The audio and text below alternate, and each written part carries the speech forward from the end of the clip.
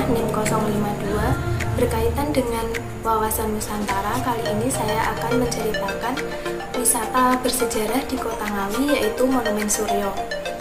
Monumen ini dibangun untuk menghormati jasa-jasa dari Gubernur pertama Provinsi Jawa Timur, yaitu Gubernur Suryo. Beliau meninggal dalam sebuah insiden kerusuhan komunis yang terjadi pada tahun 1948. Lokasi monumen juga cukup strategis, letaknya antara hutan kayu jati dan juga hutan mahoni. Assalamualaikum warahmatullahi wabarakatuh. Sebelumnya, perkenalkan, saya Vina Ristiana Putri, NIM 057, Prodi Sastra Inggris. Saya berasal dari Kabupaten Nganjuk. Kota Nganjuk adalah kota kecil di bawah kaki Gunung Liman yang dianugerahi pesona alam yang luar biasa dan telah lama tersohor sejak zaman Mataram kuno. Di balik keindahan alamnya, kota ini memiliki situs budaya yang sangat melegenda, yakni Candi Lor. Candi ini berada 4 km selatan Kota Nganjuk di Desa Candirejo, Kecamatan Lojaret. Candi ini didirikan oleh Sri Maharaja Empu Sendok Sri Isana Ikrama Tunggadewa atau sering disebut Empu Sendok pada tahun 859 Saka atau 937 Masehi. Candi ini dibangun sebagai tugu peringatan atas jasa masyarakat Nganjuk saat melawan tentara-tentara Melayu. Juga terdapat pohon yang sangat besar namanya pohon kepuh yang usianya kurang lebih 500 tahun. Dan juga terdapat arca dan artefak di sekitar candi ini. Di sekitar candi ini juga prasasti Anjuk Ladang ditemukan yang dibuat oleh Rakai Hinduku Baliswara dan Rakai Kanuruhan Buddha atas perintah Empu Sendok untuk menetapkan Wate Anjuk Ladang sebagai desa Sawentara. Sampai sekarang, Candi Lor ini dikenal sebagai cikal bakal berdirinya Kabupaten Nganjuk.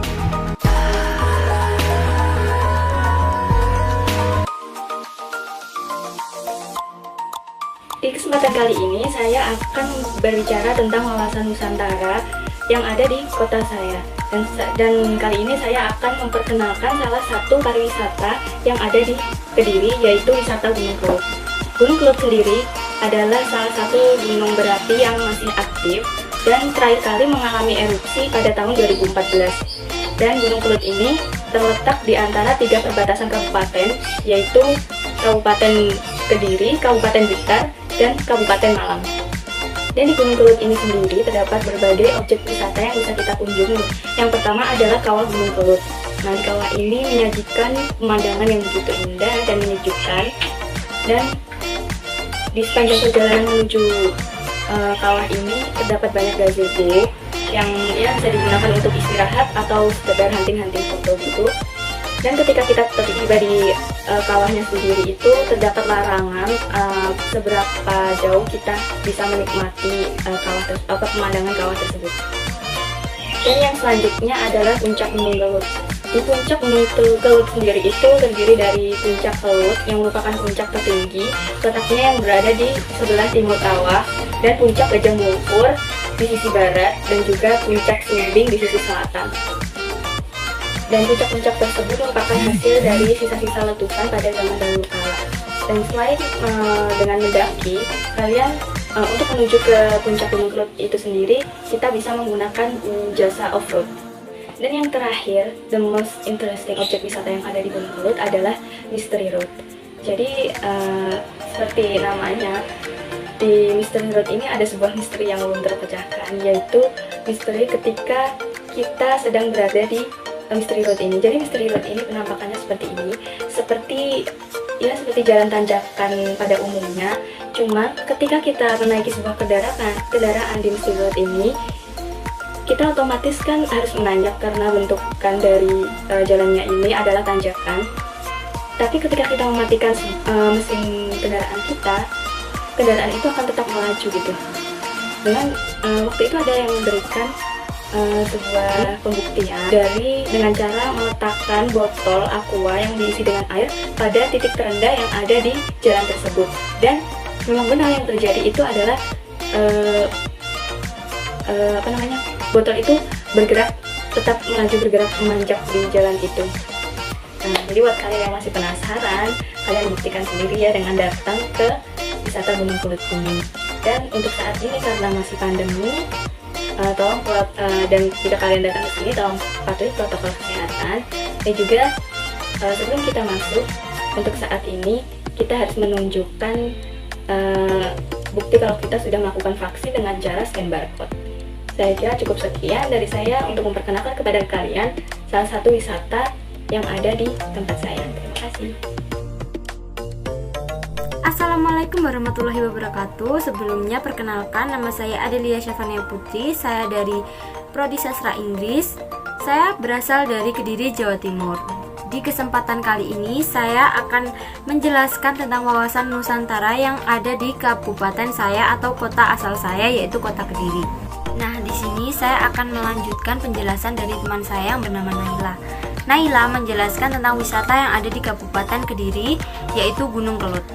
Nah, di sini saya akan menjelaskan tentang budaya atau tradisi yang ada di Gunung Kelut. Gunung Kelut selain memiliki keindahan alam atau wisata alam yang sangat menawan, Gunung Kelut juga mempunyai budaya atau tradisi yang biasanya dilakukan setiap malam satu suro, yaitu tradisi larung sesaji Gunung Kelut. Bulan Suro dalam penanggalan Jawa, masyarakat sekitar lereng Gunung Kelut rutin melakukan tradisi larung sesaji. Tradisi turun-temurun yang dilakukan sekali dalam setahun. Tradisi ini merupakan wujud rasa syukur atas hasil bumi yang melimpah di sekitar Gunung Kelut. Dalam ritual larung sesaji, masyarakat menyediakan berbagai macam sesaji, mulai dari buah-buahan, sayur-sayuran, bunga, dan ayam ingkung. Meskipun sejatinya yang memiliki acara ini adalah warga desa sekitar lereng Gunung Kelut, namun pemerintah Kabupaten Kediri juga memberikan dukungan penuh terhadap acara ini, salah satunya dengan mempublikasikan ritual larung sesaji ini sehingga banyak warga Kediri yang datang untuk memeriahkan dan menyaksikan acara tersebut. Setelah penampilan-penampilan seperti tarian reog dan bujang ganong selesai, sesepuh Gunung Kelut yaitu Mbah Ronggo memanjatkan doa sebagai wujud syukur atas hasil bumi yang melimpah dan memohon diberi keselamatan untuk masyarakat Kediri serta meminta keberkahan. Mungkin cukup sekian penjelasan dari saya. Bila ada kurang dan lebihnya, saya pribadi mohon maaf yang sebesar-besarnya. Wassalamualaikum warahmatullahi wabarakatuh.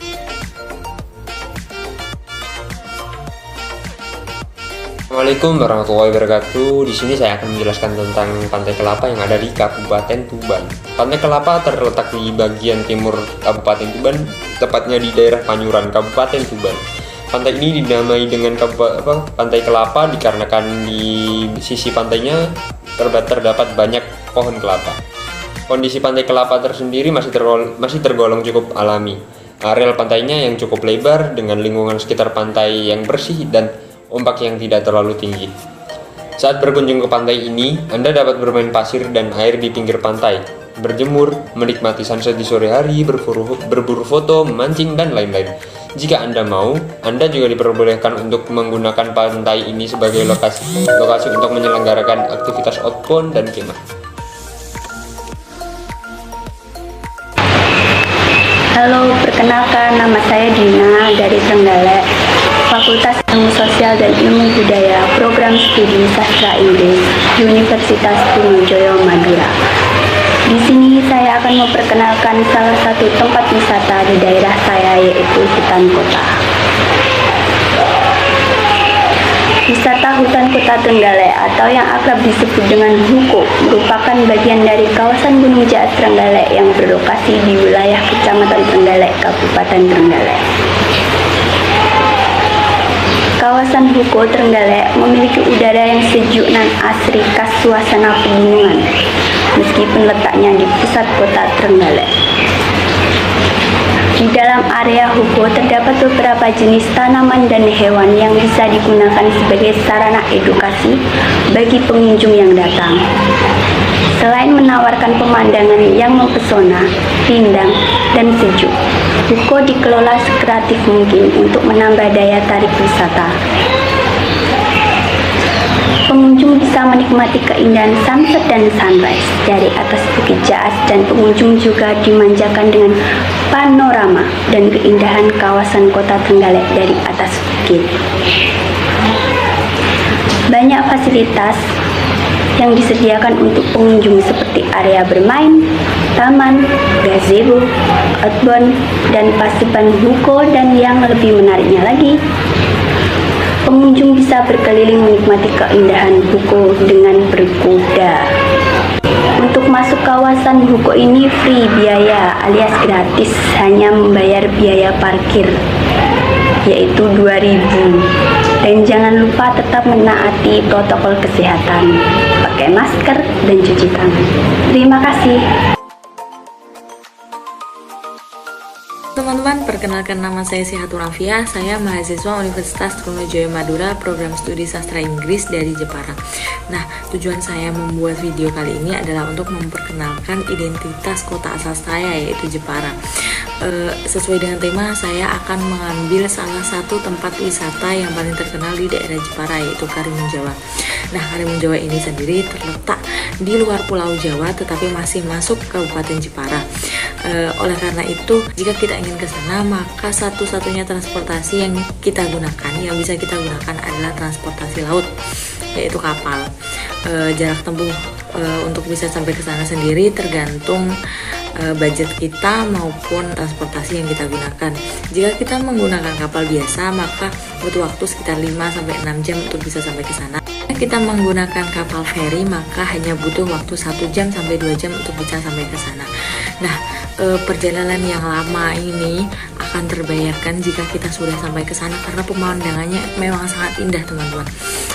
Kenapa bisa begitu? Karena banyak sekali keindahan-keindahan alam di sana yang sangat susah untuk dijelaskan. Contohnya seperti ikan yang sangat banyak dan cantik-cantik, terumbu karang yang indah, pasir yang putih, pemandangan yang spektakuler. Pokoknya kalau sudah sampai di sana, kita tidak akan kecewa. Nah, selain pemandangan alamnya yang sangat indah, di sana juga menyajikan berbagai kuliner khas dari Jepang. Jadi kita tidak usah bingung jika ingin makan maupun menginap di sana, karena banyak sekali wisata kuliner maupun villa-villa yang ada di sana. Nah, mungkin cukup sekian dari saya. Terima kasih dan see you guys. Assalamualaikum warahmatullahi wabarakatuh. Saya Ayana Pita Putri dari Prodi Sastra Inggris Fakultas Ilmu Sosial dan Ilmu Budaya Universitas Trunojoyo Madura. Di sini saya akan menjelaskan tentang salah satu wisata edukasi yang ada di Sidoarjo, tempat saya tinggal. Wisata ini bernama Agrowisata Sambi Bulu. Berikut penjelasannya.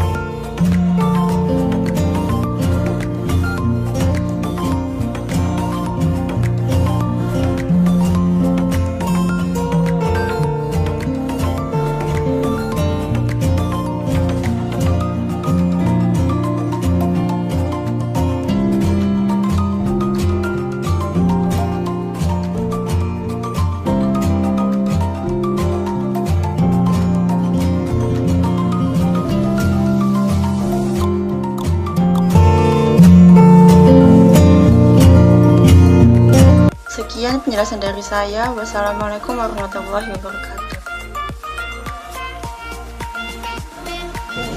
Assalamualaikum warahmatullahi wabarakatuh. Perkenalkan, nama saya Fitrotun Nufus Mutawaliyah dari Prodi Sastra Inggris. Kali ini saya akan menjelaskan sedikit tentang tempat wisata religi yang ada di kota Jombang, yaitu Museum Islam Indonesia Hasyim Asy'ari, atau bisa disebut dengan MINHA. Museum ini dibangun pada tahun 2014 sampai 2017 dan diresmikan oleh Presiden Jokowi pada 19 Desember 2018. MINHA memiliki luas 4,9 hektar dengan anggaran 65 miliar rupiah dari Kemendikbudristek.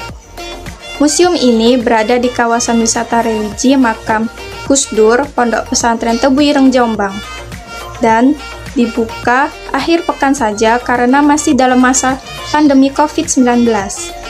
Museum MINHA ini memberikan kita edukasi tentang sejarah Islam di Indonesia sebelum maupun sesudah kemerdekaan Republik Indonesia. Bangunannya memiliki 1 lantai untuk kantor museum dan 3 lantai untuk koleksi-koleksi seperti kitab kuno hingga barang-barang pribadi milik pendiri NU Kiai Haji Hasyim Asy'ari.